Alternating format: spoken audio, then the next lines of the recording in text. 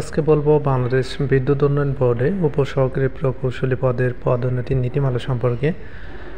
বাংলাদেশ বিদ্যুৎ উন্নয়ন বোর্ডে উপসহকারী প্রকৌশলী পদে পদোন্নতি রয়েছে কিনা বা পদোন্নতি থাকলে কোন কোন পদে যাওয়া যাবে সেই বিষয়ে বিস্তারিত জানতে পারবেন। পদোন্নতির নীতিমালা। আপনি যদি বাংলাদেশ বিদ্যুৎ উন্নয়ন বোর্ডে উপসহকারী প্রকৌশলী পদে ন্যূনতম 6 বছর সন্তোষজনকভাবে চাকরি শেষ করতে পারেন এবং বিভাগীয় পরীক্ষায় উত্তীর্ণ হন, তাহলে 6 বছর পর পদোন্নতি পেয়ে উপসহকারী প্রকৌশলী পদ থেকে সহকারী প্রকৌশলী পদে যেতে পারবেন।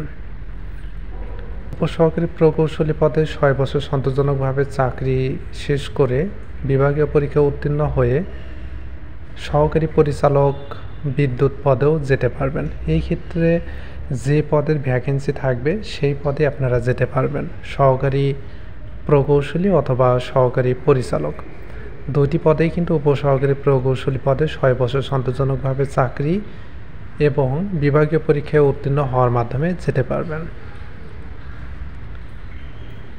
এরপর আপনারা যদি সহকারী প্রকৌশলী বা সহকারী পরিচালক বিদ্যুৎ ব্যবহার পদে আবার ন্যূনতম 5 বছর সন্তোষজনকভাবে চাকরি শেষ করতে পারেন, তাহলে পদোন্নতি পেয়ে উপপরিচালক বিদ্যুৎ ব্যবহার হতে পারবেন।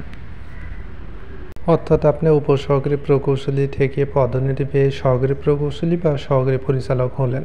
হওয়ার পর সহকারী প্রকৌশলী বা সহকারী পরিচালক পদে আবার ন্যূনতম 5 বছর সন্তোষজনকভাবে চাকরি শেষ করার মাধ্যমে পদোন্নতির নীতিমালা অনুযায়ী আপনি কিন্তু উপপরিচালক বিদ্যুৎ পদে যেতে পারবেন। এছাড়াও সহকারী প্রকৌশলী বা সহকারী পরিচালক বিদ্যুৎ ব্যবহার পদে 5 বছর সন্তোষজনকভাবে চাকরি শেষ করার মাধ্যমে আপনি উপপরিচালক কারিগরি বা নির্বাহী প্রকৌশলী পদে পদোন্নতিতে যেতে পারবেন।